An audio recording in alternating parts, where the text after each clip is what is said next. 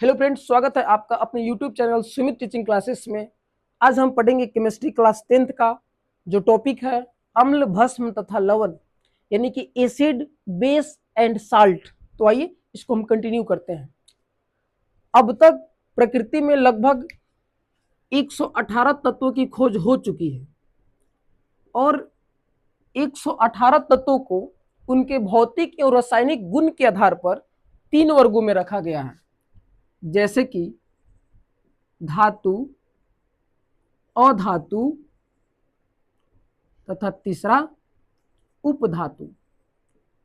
और ये 118 तत्व आपस में अभिक्रिया कर लाखों करोड़ों यौगिक का निर्माण कर चुके हैं।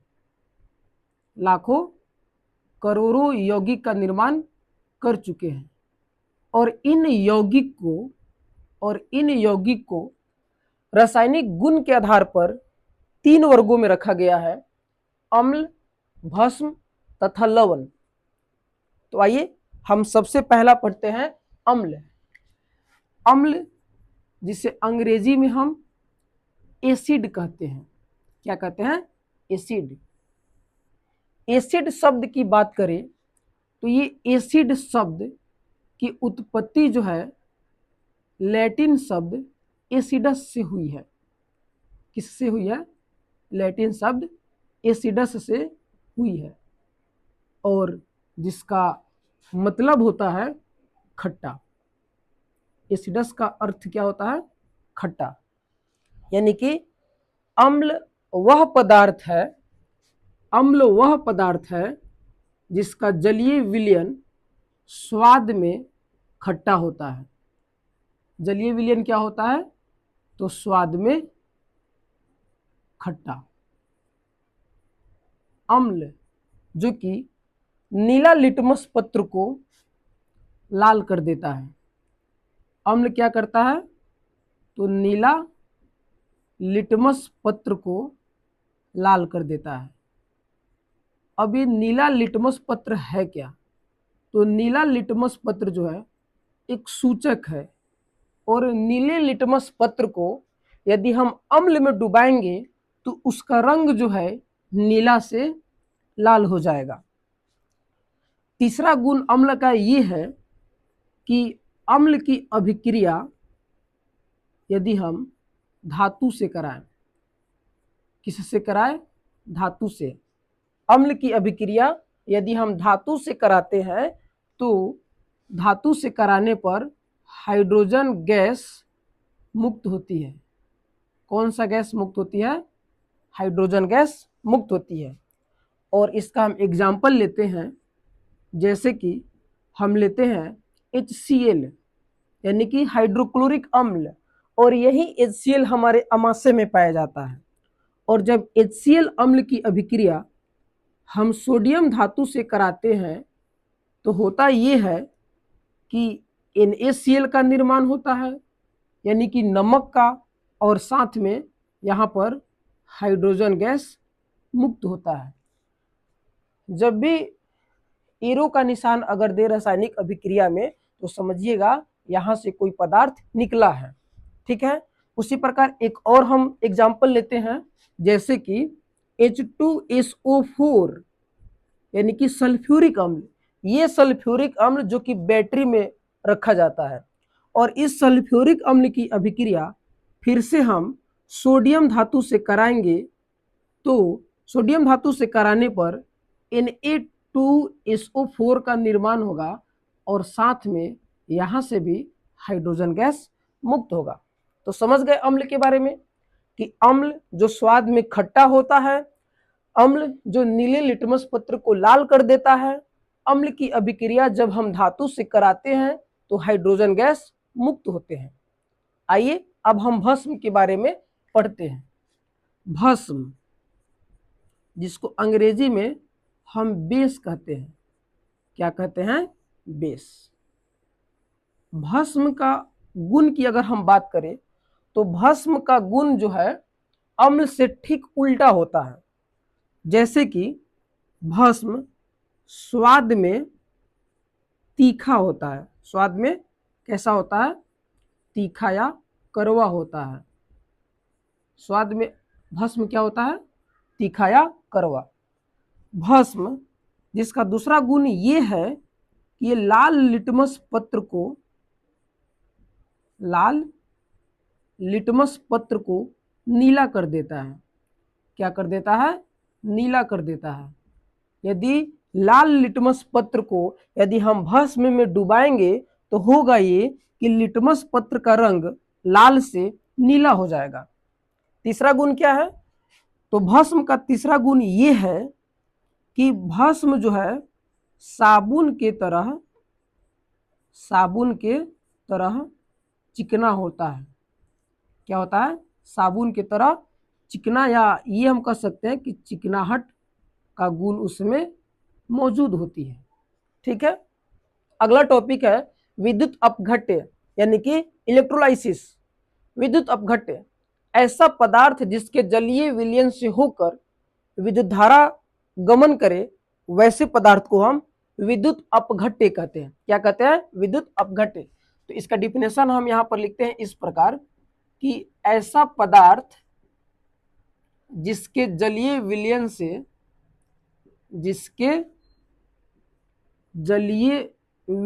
से विद्युत धारा प्रवाह करे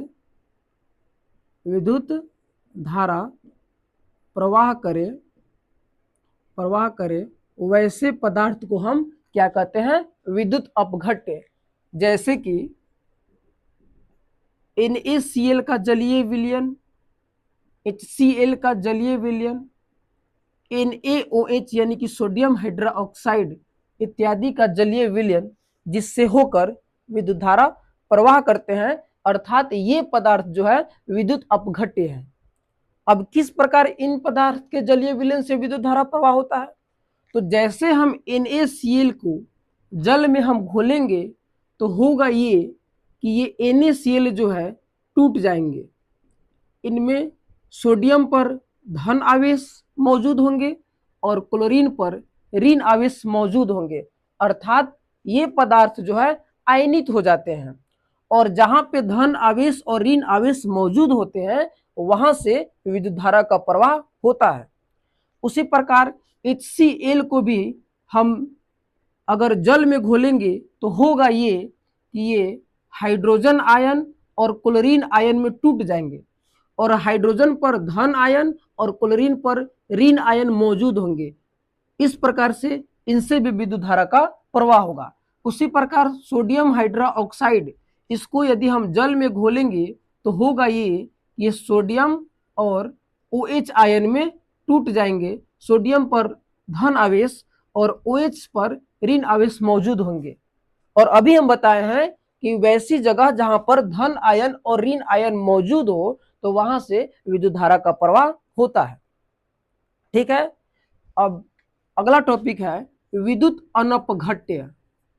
क्या है? विद्युत अनपघट्य। ये विद्युत अनपघट्य जो है विद्युत अपघट्य के ठीक उल्टा होता है कि ऐसा पदार्थ जिसके जलीय विलयन से होकर विद्युत धारा का प्रवाह ना हो, वैसे पदार्थ को हम क्या कहते हैं? विद्युत अनपघट्य कहते हैं। क्या कहते हैं? विद्युत अनपघट्य। जैसे कि कुछ कार्बनिक पदार्थ हैं, जैसे कि क्या है? कुछ कार्बनिक पदार्थ, और कार्बनिक पदार्थ में है ग्लूकोज, जिसका सूत्र होता है C6H12O6। ये क्या है? ग्लूकोज। ऐसे ही पदार्थ है इथाइल एल्कोहल, जिसका रासायनिक सूत्र होता है C2H5OH। इसे कहते क्या है? Ethyl alcohol.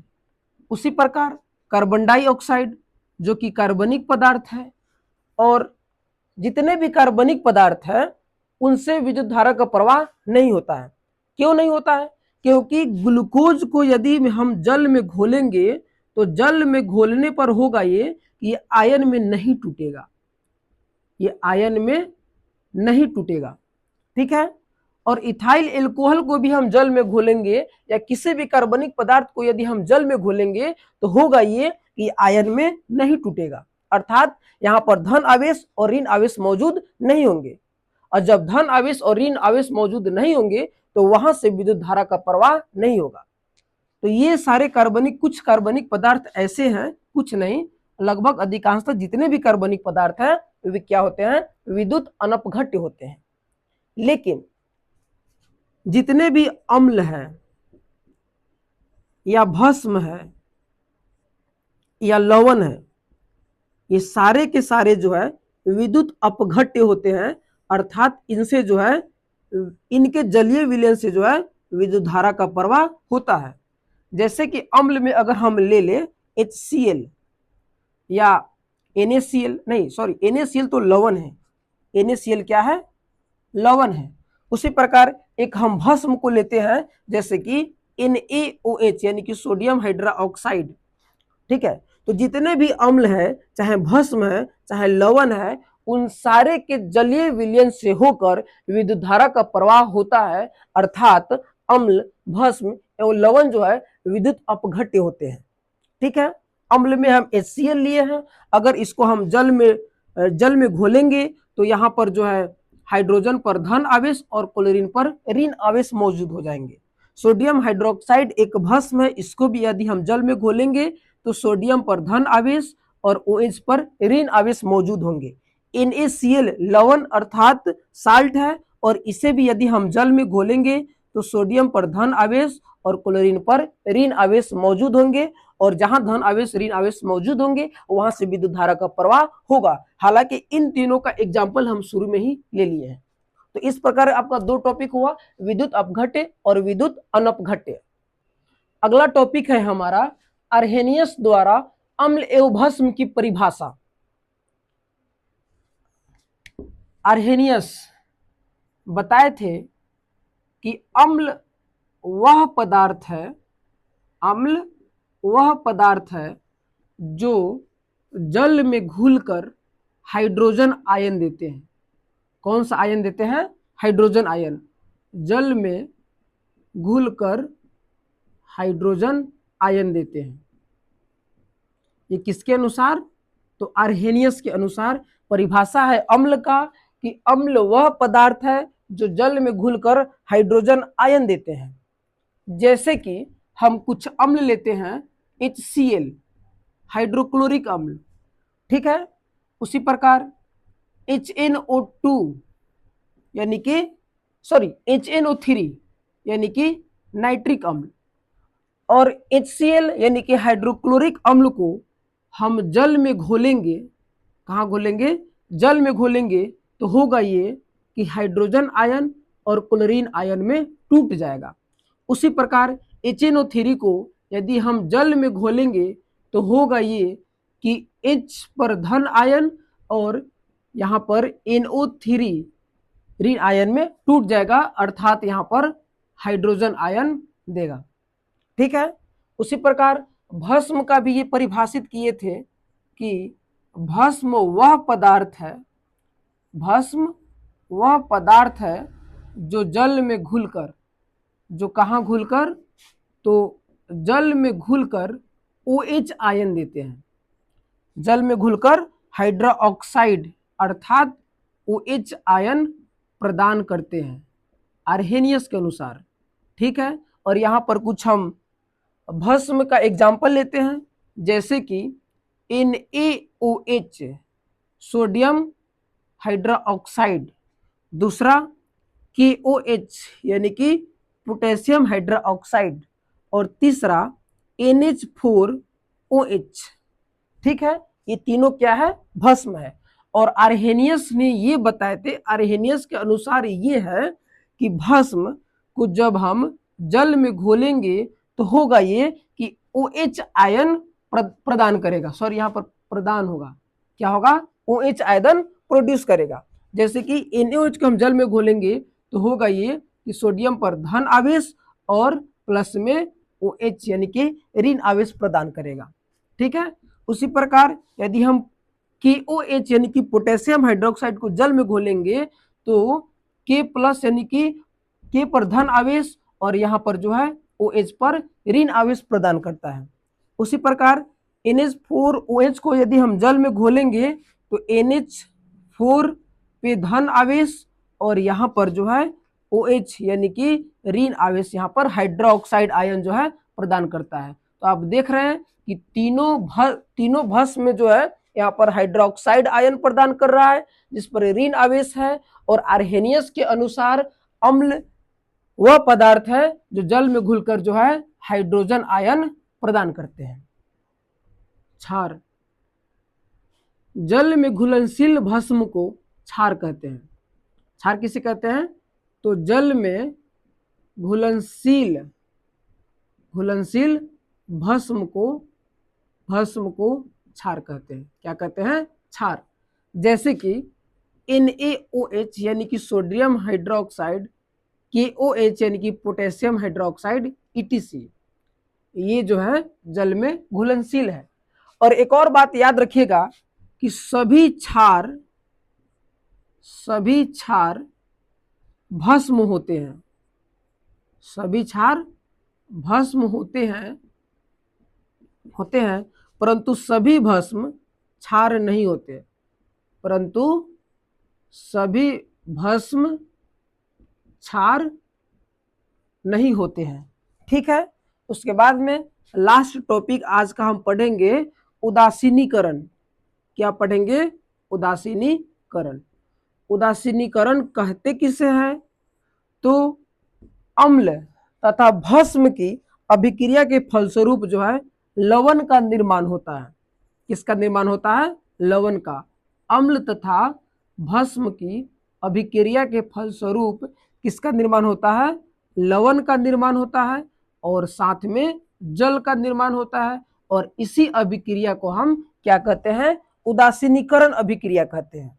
जैसे कि यहाँ पर हम एग्जाम्पल लेते हैं, NaOH यानी कि सोडियम हाइड्रोक्साइड, और ये एक भस्म है, और जब इसकी अभिक्रिया हम HCl यानी कि अम्ल से कराते हैं तो प्राप्त होता है NaCl यानी कि लवण और साथ में जल। बस आज के लिए इतना ही। धन्यवाद।